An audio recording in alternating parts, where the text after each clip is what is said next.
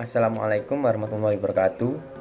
Alhamdulillah, puji syukur kehadirat Tuhan Yang Maha Esa yang telah memberikan kita kesehatan dan kebahagiaan, sehingga kita dapat melaksanakan pembelajaran secara daring.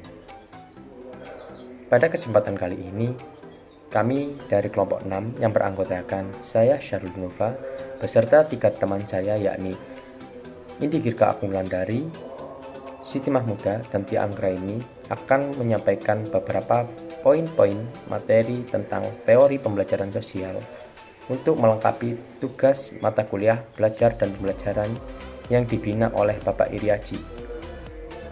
Sebelum kita memulai presentasi, marilah kita berdoa agar kita diberi kemudahan dan diberi ilmu yang bermanfaat. Berdoa menurut keyakinan masing-masing dipersilahkan.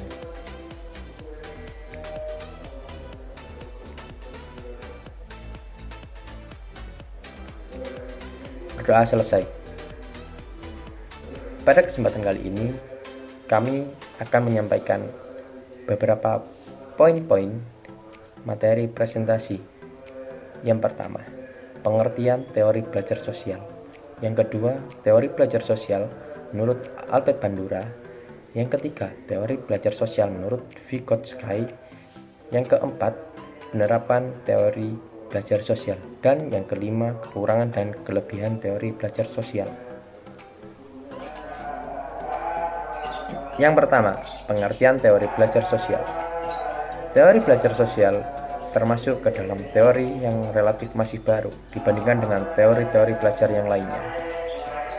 Menurut John Wiesenthal tahun 2008, teori pembelajaran sosial, social learning theory, atau pembelajaran observational learning, yaitu pembelajaran yang dilakukan ketika seseorang mengamati dan meniru perilaku orang lain. Sebagai contoh, ketika anak kecil menonton film kartun, maka ia berkemungkinan besar akan meniru tindakan-tindakan yang ada di dalam film kartun tersebut. Adapun beberapa prinsip-prinsip teori belajar sosial. Yang pertama, di dalam belajar, setiap siswa harus diusahakan berpartisipasi aktif, meningkatkan minat, dan membimbing untuk mencapai tujuan instruksional. Yang kedua, belajar bersifat keseluruhan dan materi harus memiliki struktur yang jelas dan baik. Yang ketiga, belajar harus menimbulkan motivasi yang kuat pada siswa untuk mencapai tujuan instruksional yang diinginkan. Materi selanjutnya akan disampaikan oleh teman saya. Halo teman-teman, saya Indi Girka Agung Wulandari. Saya akan membahas tentang teori belajar sosial Albert Bandura. Yuk kita lihat.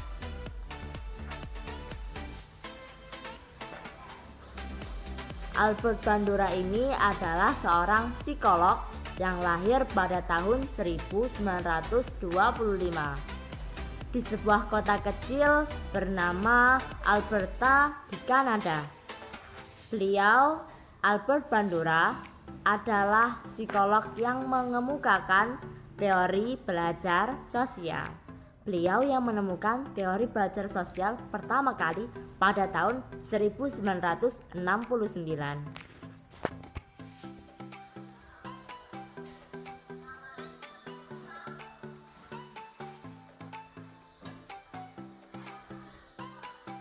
Teori pembelajaran sosial atau social learning theory dari Albert Bandura menerima banyak prinsip teori perilaku atau behavioristik. Teori pembelajaran sosial tersebut merupakan perluasan dari teori belajar perilaku yang tradisional atau behavioristik. Jadi, Albert Bandura ini bukanlah seorang behavioristik murni. Beliau juga disebut penemu neo-behavioristik. Dikarenakan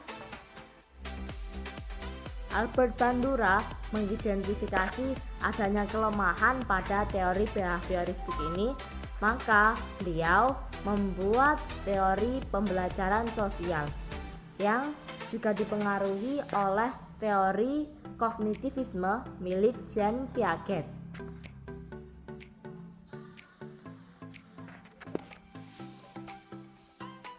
Mari kita bahas tentang 3 inti pembelajaran teori belajar sosial milik Albert Bandura.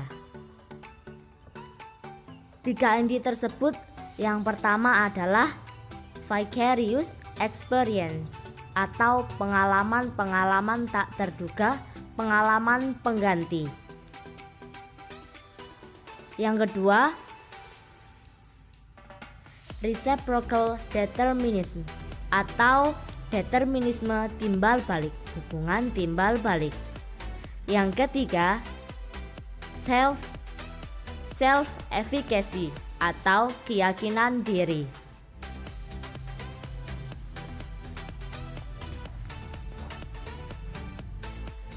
Yang pertama yaitu vicarious experience atau pengalaman pengganti. Kita bisa menyebutnya vicarious learning atau pembelajaran yang dengan mengobservasi orang lain. Pembelajaran dengan mengobservasi orang lain ini merupakan suatu bentuk modeling atau imitation, sebuah peniruan perilaku orang lain untuk kemudian kita tirukan terhadap diri kita.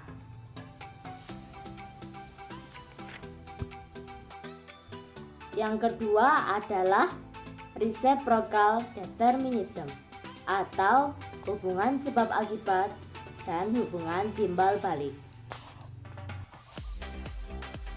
Hubungan timbal balik ini memiliki 3 variabel, yaitu environment, lingkungan, behavior, perilaku, dan innate person atau kognisi. Lingkungan merupakan daerah tempat kita tinggal, daerah tempat kita melakukan interaksi sosial. Perilaku merupakan reaksi terhadap lingkungan tersebut.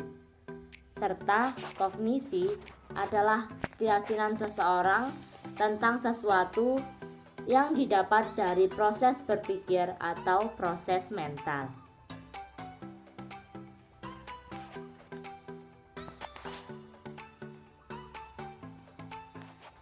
Inilah yang membedakan teori behavioristik dengan teori belajar sosial. Apabila teori behavioristik hanya menganggap pembelajaran perilaku terjadi antara stimulus dan respon atau rangsangan dan respon, maka teori belajar sosial mengembangkan dengan 3 variabel. Pembelajaran harus disertai dengan lingkungan, kemudian perilaku, kemudian kognisi. Self-efficacy atau keyakinan dalam diri bahwa seseorang bisa menguasai situasi dan menghasilkan perilaku yang positif. Seseorang dapat mengorganisir tindakan untuk situasi-situasi yang akan datang. Hasil dari pembelajaran ini membuat seseorang dapat merubah rencana sesuai kondisi, memprediksi sesuatu, bereaksi, dan juga mengevaluasi hasil dari pemikiran dan perilaku.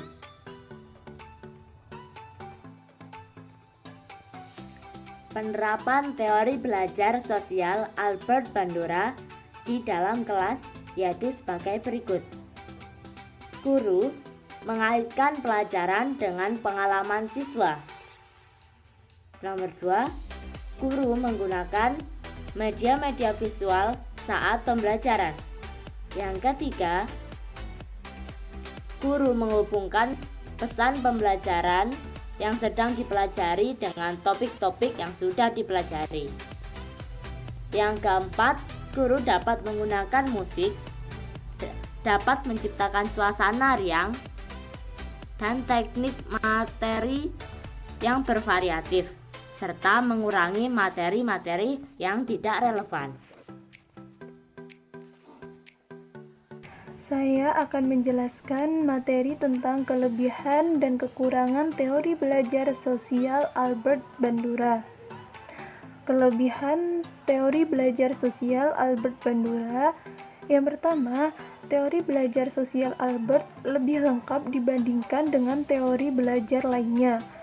Hal ini dikarenakan teori Albert lebih menekankan bahwa perilaku dan lingkungan seseorang dihubungkan melalui sistem kognitif orang tersebut. Albert beranggapan bahwa perilaku seseorang tidak semata-mata karena stimulus atau refleks, melainkan juga timbul akibat interaksi antara lingkungan dan kognitif orang tersebut. Yang kedua, pendekatan teori belajar sosial lebih ditekankan pada perlunya pembiasaan merespon dan meniru. Selanjutnya, kekurangan dari teori belajar sosial Albert Bandura. Yang pertama, teori belajar sosial Albert Bandura memerlukan pengulangan dalam mendalami sesuatu yang ditiru. Yang kedua, sebagian individu meniru tingkah laku yang negatif. Dan yang terakhir, disebut sebagai teori yang merendahkan manusia. Hal ini dikarenakan Albert dalam teorinya menyatakan social learning theory yang beranggapan bahwa media massa menjadi agen sosialisasi yang utama di samping keluarga, guru, dan masyarakat, sehingga manusia dikontrol total oleh lingkungannya. Baiklah, materi selanjutnya tentang teori belajar sosial Vygotsky akan disampaikan oleh rekan saya, Indi Girka. Lev Vygotsky adalah seorang psikolog dari Rusia yang dikenal atas kontribusinya dalam teori perkembangan anak.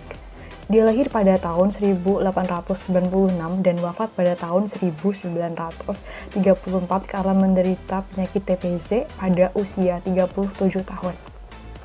Vygotsky adalah seorang yang menjadi penggagas teori pembelajaran kognitif sosial. Fungsi kognitif berasal dari interaksi sosial masing-masing individu dalam konsep budaya.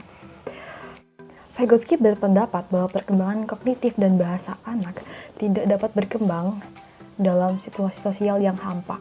Artinya, setiap anak yang berkembang tidak bisa lepas dari kondisi sosial yang ada di sekitarnya. Menurut Vygotsky, peran aspek sosial sangat penting dalam perkembangan kognitif anak. Kognitif anak akan berkembang melalui interaksi sosial dengan orang yang lebih tahu. Mereka adalah orang yang lebih dewasa dari anak tersebut dan teman sebayanya. Melalui mereka, seorang anak akan diperkenalkan pengetahuan tentang suatu kebudayaan di lingkungan sosial yang mereka tempati. Yang nantinya pengetahuan tersebut akan mempengaruhi pola pikir dari anak itu.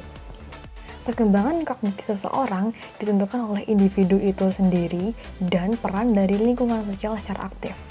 Maka dari itu, Vygotsky membagi teori perkembangan kognitif sosial menjadi 3. Yang pertama adalah hukum genetik tentang perkembangan atau genetic law of development, yang artinya kemampuan kognitif seseorang akan berkembang melalui 2 aturan. Yang pertama adalah tataran yang ada dalam masyarakat, dan yang kedua adalah tataran psikologis yang ada pada dirinya sendiri. Yang kedua adalah zona perkembangan proksimal atau zone of proximal development. Zona perkembangan proksimal adalah jarak antara tingkat perkembangan sesungguhnya yang dapat ditunjukkan dengan kemampuan dalam memecahkan masalah secara mandiri dan tingkat perkembangan potensial yang dapat ditunjukkan dengan kemampuan dalam memecahkan masalah melalui bantuan orang yang lebih dewasa atau teman sebaya yang dianggap lebih mampu. Peran teman sebaya yang dianggap lebih mampu dan orang dewasa, guru, serta orang tua bagi kehidupan siswa adalah memberikan saran, masukan, atau pemecahan masalah bagi siswa tersebut. Yang ketiga adalah mediasi. Mediasi dibedakan menjadi dua, yaitu mediasi kognitif dan mediasi metakognitif. Mediasi kognitif adalah alat kognitif yang digunakan untuk memecahkan masalah yang berkaitan dengan pengetahuan. Sedangkan mediasi metakognitif adalah alat semiotik yang digunakan untuk mengatur diri sendiri. Misalkan seperti perencanaan, pengawasan, pengaturan, pengecekan, dan evaluasi diri. Selanjutnya adalah penerapan teori belajar sosial Vygotsky, yaitu dengan menggunakan model pembelajaran yang memungkinkan siswa untuk berkolaborasi dengan teman sebaya dalam kelompok-kelompok kecil, seperti metode pembelajaran kooperatif. Nah, hal ini bertujuan agar siswa dapat memecahkan masalah dengan berpikir secara kognitif. Melalui metode ini, diharapkan siswa dapat menjalin interaksi sosial dengan teman sebayanya yang lebih berkompeten melalui arahan dari guru. Melalui metode ini juga dapat terciptanya suasana kelas yang interaktif dan kolaboratif. Saya akan menjelaskan materi tentang kelebihan dan kekurangan teori belajar sosial Vygotsky. Kelebihan teori belajar sosial Vygotsky. Yang pertama, berpikir. Dalam proses membina pengetahuan baru, murid berpikir untuk menyelesaikan masalah, mencari solusi, dan membuat keputusan. Yang kedua, paham. Murid terlibat secara langsung, sehingga mereka lebih paham dalam proses membina pengetahuan baru. Yang ketiga, ingat. Karena murid terlibat secara langsung dan aktif, mereka akan mudah mengingat semua konsep yang telah dipelajarinya. Yang keempat, kemahiran sosial. Kemahiran sosial terjadi apabila mereka berinteraksi dengan rekan dan guru dalam membina pengetahuan baru. Dan yang terakhir adalah senang.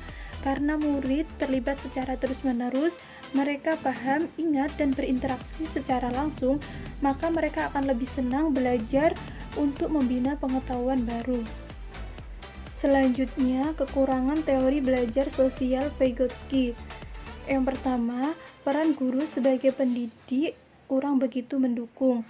Hal ini dikarenakan dalam teori ini, peran utama guru adalah sebagai mediator pembelajaran siswa. Yang kedua, cakupan makna menjadi luas dan sulit dipahami. Dan yang terakhir, dalam teori ini, Vygotsky gagal dalam mengaitkan perkembangan kognitif dengan konteks sosial. Baiklah, sekian materi yang dapat kami sampaikan. Terima kasih untuk semuanya yang telah meluangkan waktu untuk menyimak video presentasi ini. Semoga apa yang kami sampaikan bermanfaat untuk semuanya. Kurang lebihnya kami mohon maaf. Pembelajaran didapat tidak dengan kebetulan, ia dicari dengan semangat dan disimak dengan tekun. Assalamualaikum warahmatullahi wabarakatuh.